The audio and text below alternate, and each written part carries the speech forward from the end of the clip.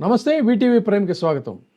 YSRCP medical కాలేజీలను private పరం చేయడాన్ని నిరసిస్తూ ఇచ్చినటువంటి చలో మెడికల్ కాలేజీ పిలుపు సూపర్ సక్సెస్ అయిందని చెప్పాలి. అయితే ఇది కేవలం ఒక తొలి మెట్టే అని చెప్పిన వాళ్ళు అంటున్నారు. ఈ పనిని గనక ఆపకపోయినట్లయితే ఖచ్చితంగా దీన్ని మేము ఎలా అడ్డుకోవాలో అంచెలంచెలుగా కూడా మేము పోరాటానికి ఒక వ్యూహాన్ని రూపొందిస్తామని చెప్పని వైసీపీ చెప్తూ ఉంది. అయితే తొలిగా వైసీపీ ఇచ్చినటువంటి పిలుపు మేరకి ఎక్కడెక్కడ ఏ రకంగా జరిగాయి అనేటువంటి దాన్ని చెప్పే సందర్భంలో కొన్ని చోట్ల వాళ్ళు ఇచ్చినటువంటి నినాదాలు కూడా, అంటే స్టేట్మెంట్స్ కూడా చూస్తే ఎంత అద్భుతమైనటువంటి స్టేట్మెంట్స్ అని కూడా చెప్పాల్సినటువంటి అవసరం ఉంది.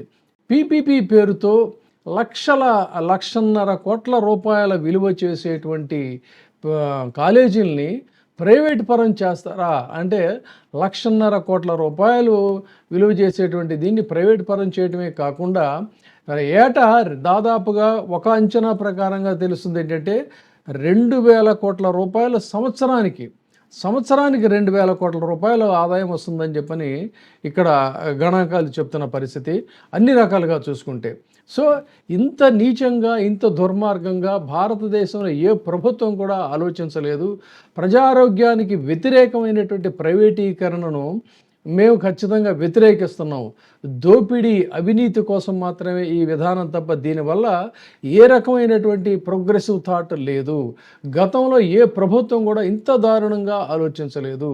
ప్రజలు ప్రభుత్వ మెడికల్ కాలేజీలని కావాలని చెప్పని, వైద్య కాలేజీలు కావాలని ఏ ప్రభుత్వం అయినా కోరుకుంటుంది. కానీ ఉన్న కాలేజీలను ప్రైవేటు పరం చేస్తాం, అమ్మేసుకుంటామని ఇంత దుర్మార్గంగా ఏ ప్రభుత్వం కూడా ఆలోచించలేదు. అసలు ఇలాంటి ఆలోచన రావటమే నాయకులకి చాలా దురదృష్టకరమైనటువంటి పరిణామం. దీన్ని ఆపడం కోసం ఎంతవరకైనా పోరాటం చేస్తాం. ఇలాంటి పరిస్థితుల్ని, వాస్తవాలని కూడా కళ్ళుండి చూడలేనటువంటి కూటమి ప్రభుత్వం అమరావతిలో కూడా అసలు ఏం చేశారు ఇప్పటిదాకా, ఎంత ఖర్చు పెట్టారు, మేము ఎంత ఖర్చు చేసామో మేము వాళ్ళకి చెప్తూనే ఉన్నాం కదా, మరి మీరెందుకు చేయరు అనే దాన్ని బొత్స సత్యనారాయణ నిలదీసి ప్రశ్నించారు. ఎవరిని మోసం చేద్దాం అనుకుంటున్నారు? అసలు పేదల ఇలాంటి ఆరోగ్యం దొరుకుతుందా?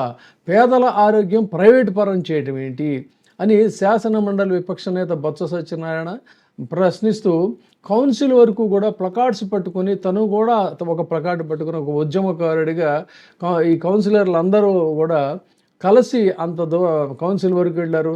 కౌన్సిల్లో ప్లకార్డ్స్ ప్రదర్శించారు. ప్లకార్డ్స్ ప్రదర్శించడమే కాకుండా పలుమార్లు చర్చకి అనుమతి ఇవ్వాలని చెప్పని డిమాండ్ చేస్తూ వాయిదాలు పడుతూ చివరికి కౌన్సిల్ సమావేశం రసాభాసగానే ముగిసిపోయిందని చెప్పాలి. ఇక మన్యం జిల్లాకు వద్దాం. మన్యం జిల్లాకు వస్తే చరిత్రహీనుడిగా చంద్రబాబు నాయుడు గారు మిగిలిపోతారు. రాష్ట్రంలో 17 మెడికల్ కాలేజీలు ఈ రకంగా అందని ద్రాక్షలాగా సగటు ప్రజలుగా చేయటం చాలా దారుణం అని చెప్పని డిప్యూటీ చీఫ్ మినిస్టర్గా పనిచేసినటువంటి రాజన్న దొర ఆయన తీవ్రమైనటువంటి ఆగ్రహాన్ని వ్యక్తం చేశారు. ఆ విధంగానే పల్నాడు జిల్లాకి వెళితే, పల్నాడు జిల్లా చలో మెడికల్ కాలేజీ కార్యక్రమంలో ఆయన హైదరాబాద్ నుంచి వెళ్ళాలని చెప్పని ప్రయత్నం చేస్తూ ఉంటే హైదరాబాద్కి వచ్చి మరి అంటే ఆయన ప్రతి కథలకని కూడా పోలీసులు గమనిస్తున్నారు అన్నమాట. మాజీ ఎమ్మెల్యే కాసు మహేష్ రెడ్డిని హైదరాబాద్లో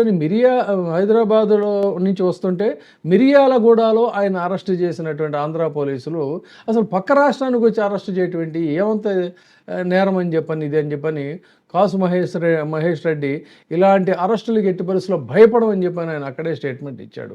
ఈ విధంగా కాసు మహేష్ రెడ్డిని పొరుగు ప్రాంతానికి వెళ్తే అనేక మందిని తెల్లవారుజాము నుంచే ఇంటి దగ్గరే హౌస్ అరెస్ట్ చేసినటువంటి పరిస్థితి. నాయకులు ఎవరు కూడా బయటికి రాకుండా, వైసీపీ నాయకులు ఎవరు కూడా బయటికి రాకుండా ఉంటే ఇక ఎలాంటి పరిస్థితుల్లో కూడా ఆ ఆందోళన కార్యక్రమం నీరు గారిపోతుంది అనుకున్నారు. కానీ అసలు అనూహ్యంగా ఉదయం 10 గంటలు దాటిన దగ్గర నుంచి పెద్ద మొత్తంలో ప్రతి జిల్లాలో కూడా ఎక్కడికక్కడ నాయకులు బయలుదేరారు. బాపట్ల జిల్లాకు వచ్చినట్టయితే మెరుగు నాగార్జున, అద్దంకి చింతలపూడి అశోక్ కుమారు, గాదె మధుసూదన్ రెడ్డి, వరికూటి అశోక్ బాబు వీళ్ళంతా కూడా పెద్ద మొత్తంలో కార్యకర్తలను గ్యాదర్ చేసి వెళ్ళిన పరిస్థితి. అదేవిధంగా ఈ పార్వతీపురం మన్యం జిల్లాకు వచ్చినట్టయితే అక్కడ అసలు మన్యం ప్రజలకి సూపర్ స్పెషాలిటీ హాస్పిటల్ ఏర్పాటు చేస్తుంటే ఎస్టీలకు సంబంధించినటువంటి ఈ యొక్క ఒక గొప్ప కానుకగా చూడాలి. అలాంటి గిరిజన విద్యని గిరిజన మంత్రి అని చెప్పుకునేటువంటి వాళ్ళు దీన్ని కనీసం మాత్రం ప్రశ్నించకపోవటం, మంత్రి పదవుల కోసం ఇలా చేయాలా, అవసరమైతే మంత్రి పదవికి రాజీనామా చేసి ఉద్యమంలోకి రావాలని చెప్పని అక్కడ సీదిరి అప్పలరాజు మిగతా వాళ్ళందరూ కూడా ప్రశ్నించినటువంటి పరిస్థితి.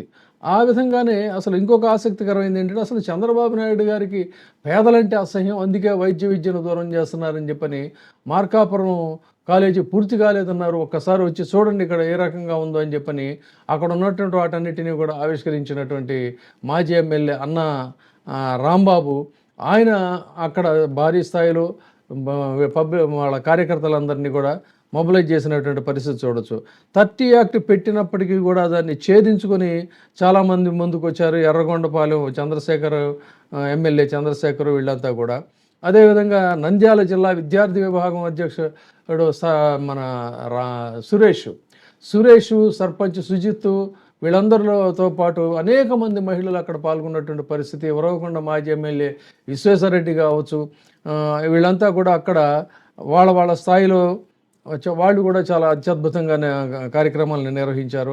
అదేవిధంగా ఇంకా కొన్ని ప్రాంతాలకు వెళ్ళినట్లయితే అసలు ముఖ్యంగా పర్చూరు నియోజకవర్గంలో సమన్వయకర్త గాదె మధుసూదన్ రెడ్డి, తర్వాత వరికూటి అశోక్ బాబు, వీళ్ళంతా మదనపల్లి. ఇక ఇది చెప్పుకోవాల్సింది ఏంటంటే, మదనపల్లిలో అద్భుతంగా వైఎస్ఆర్సీపీ శ్రేణులతో పాటు అక్కడ ముఖ్యంగా వామపక్ష భావజాలం ఉన్నటువంటి వీళ్ళు విద్యార్థులు, ఆ తర్వాత ఆ పార్టీ నాయకులు, కార్మిక నాయకులు, వీళ్ళందరూ కూడా రాజంపేట ఎమ్మెల్యే ఆకేపేట అమర్నాథ్ రెడ్డి, తంబళ్ళపల్లి ఎమ్మెల్యే పెద్దిరెడ్డి ద్వారకానాథ్ రెడ్డి, మాజీ ఎమ్మెల్యేలు శ్రీకాంత్ రెడ్డి, తిప్పారెడ్డి, మాజీ ఎమ్మెల్సీ నరేష్ కుమార్ రెడ్డి, వైఎస్ఆర్సీపీ ప్రచార విభాగం హరిప్రసాద్ రెడ్డి, మనోజ్ రెడ్డి, షమీ అష్టామి, వీళ్ళందరితో పాటు కమ్యూనిస్టులు కూడా అక్కడ కలిసి జెండాలు పట్టుకొని పెద్ద స్థాయిలో అక్కడ కార్యక్రమాన్ని సక్సెస్ చేయడం అనేటువంటిది ఇది చాలా ఒక చెప్పుకోదగినటువంటి అంశంగా చూడాలి. ముఖ్యంగా సీమలో పలుచోట్ల మదనపల్లిలోనూ ఇంకా ఇతర కూడా కమ్యూనిస్టులు ఎక్కువ అక్కడ కూడా చాలా ఉత్సాహంగా ఈ కార్యక్రమాన్ని పాల్గొన్నారు. వాస్తవానికి వాళ్ళు కూడా కలిసి వస్తామని చెప్పన్నారు, కానీ కొన్ని చోట్ల వాళ్ళ యొక్క పార్టిసిపేషన్ అంతంత మాత్రంగానే ఉంది. కానీ ఇక్కడ ఒక ప్రత్యేకతని దీన్ని మనం చెప్పుకోవాల్సినటువంటి అవసరం ఉంది. ఆ విధంగానే ఏలూరు పార్లమెంటుకు వచ్చినట్టయితే అక్కడ కన్వీనర్ కారుమూరు సునీల్ కుమార్ యాదవ్, దోలం నాగేశ్వరరావు, మాజీ ఎమ్మెల్యే పుప్పాల వాసు, మాజీ ఎమ్మెల్యే తెల్లం బాలరాజు, ఏలూరు ఇన్ఛార్జ్ జయప్రకాష్, చింతలపూడి సమన్వయకర్త కంభం విజయరామరాజు, ఇలా వీళ్ళందరూ కూడా అక్కడ ఉత్సాహంగా పాల్గొన్నారు. మరొకటి భారీగా కార్యక్రమం జరిగినటువంటి ప్రాంతం చెప్పుకుంటే సత్యసాయి జిల్లా పెనుగొండ మెడికల్ కాలేజీని పరిశీలించిన మాజీ మంత్రి ఉషాచరణ్, అంతకుముందే ఆవిడ ఘాటుగా మంత్రికి ఆవిడ ఘాటైనటువంటి సమాధానం ఇచ్చారు.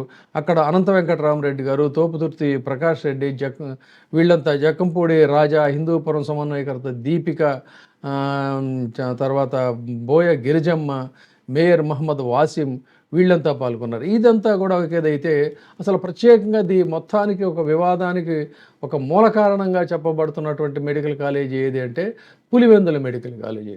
పులివెందుల అసలు ఈ మెడికల్ కాలేజీల ప్రైవేటీకరణ చేయాలనేటువంటి ఆలోచనకు కూడా కారణం ఏంటి అన్నట్లయితే, కుప్పంలో కనీసం ఒక్క మెడికల్ కాలేజీ కూడా ఇన్నిసార్లు గెలిచినా కూడా శ్రీకారం చుట్టనటువంటి చంద్రబాబు నాయుడు గారు పులివెందుల్లో మాత్రం ఇంత భారీ స్థాయిలో మెడికల్ కాలేజీ కడతారా, ఈ క్రెడిట్ ఎలా వెళ్తుందో నేను చూస్తాననేటువంటి దీంతోనే వీటికి అసలు ఈ ఆలోచన వచ్చింది అనేటువంటిది పులివెందుల్లో ఉన్నటువంటి వైసీపీ నాయకులు చేస్తున్నటువంటి ప్రధానమైనటువంటి ఆరోపణ. అదే ఈ రోజున వాళ్ళు ఆ స్టేట్మెంట్ ఇచ్చినటువంటి పరిస్థితి.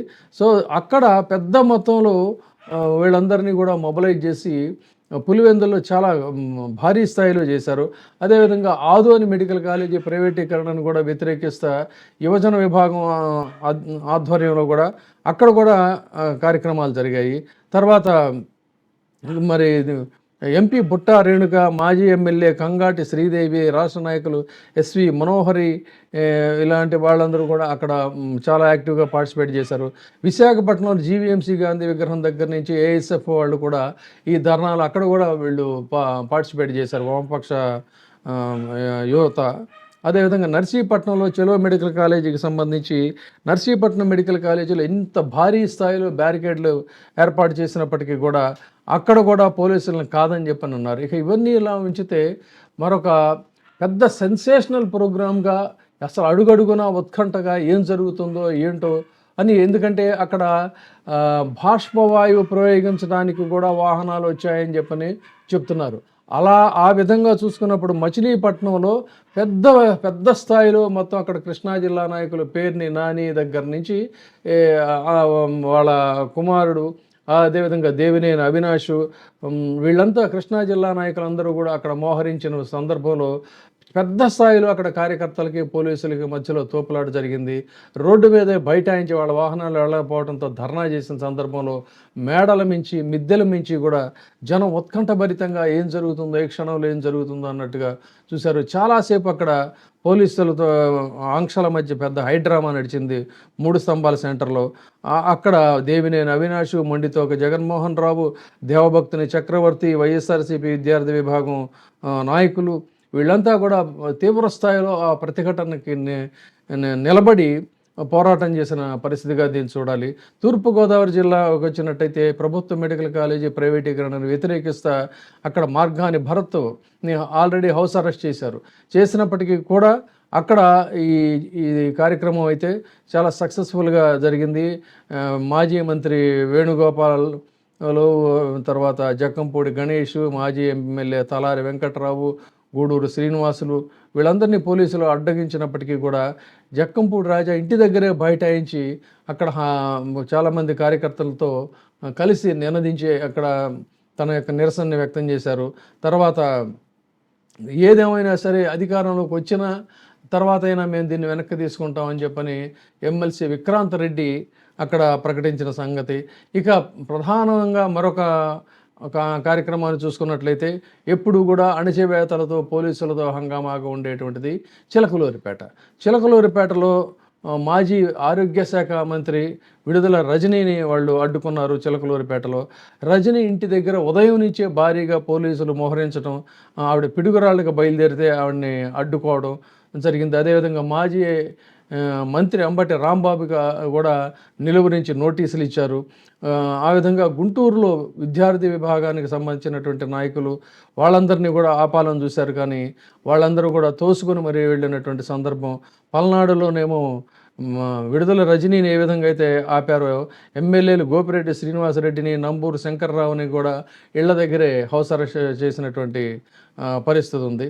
ఈ విధంగా ఎక్కడికక్కడ వైసీపీ నాయకుల్ని అడ్డగించినప్పటికీ కూడా కార్యకర్తలైతే మాత్రం చాలా పెద్ద ఎత్తున ముందుకు వచ్చిన పరిస్థితి చూడొచ్చు.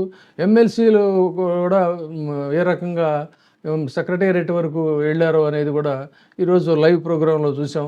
అందులో ఎమ్మెల్సీ వరుదు కళ్యాణి కూడా అసలు ఈ బాబు సర్కారు పేదల మీద ఎందుకు కక్ష కట్టిందో తమకు అర్థం కావడం లేదని, అసలు దేశంలో కాదు ప్రపంచంలోనే అసలు ఇలాంటి ఆలోచన ధోరణి ఎవరికి ఉండదని చెప్పని ఆవిడన్నారు. ఇక ఉదయం నుంచి ఇంటి దగ్గరే బైరెడ్డి సిద్ధార్థ రెడ్డిని అరెస్ట్ చేసినా కూడా పెద్ద మొత్తంలో అక్కడ యువత ఆయన ఇంటికి తరలి వెళుతున్నప్పుడు పోలీసులు వాళ్ళని కూడా నిలువరించినటువంటి ఒక ఉద్యమ స్థాయిలో అక్కడ ఒక కార్యక్రమం జరిగిందని చెప్పాలి. ఆ విధంగానే తూర్పుగోదావరి జిల్లా, డాక్టర్ అంబేద్కర్ కోనసీమ జిల్లా, అమలాపురంలో ఉన్నటువంటి ప్రభుత్వ మెడికల్ కాలేజీ దగ్గర కూడా నిరసన కార్యక్రమాన్ని దాడిశెట్టి కాకినాడ జిల్లా అధ్యక్షుడు దాడిశెట్టి రాజా, తర్వాత చిర్ల జగ్గిరెడ్డి, మిగతా వీళ్ళందరూ కూడా అక్కడ కూడా పార్టిసిపేట్ చేశారు.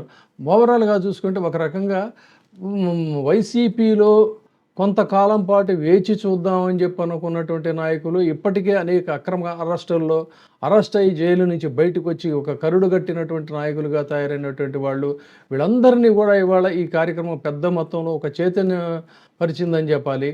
అదే చైతన్యంతో ఇది, ఎందుకంటే ఇది ఒక పార్టీ కార్యక్రమంగా దీన్ని చూడడానికి వెళ్ళలేదు, ఆంధ్రప్రదేశ్ రాష్ట్రానికి జరుగుతున్నటువంటి భావి తరాలకు జరుగుతున్నటువంటి ఒక అన్యాయం, ఈ సమాజాన్ని ఆరోగ్యవంతంగా ఉంచాలనేటువంటి ఒక విస్తృతమైనటువంటి విశాల దృక్పథంతో తీసుకున్నటువంటి నిర్ణయం.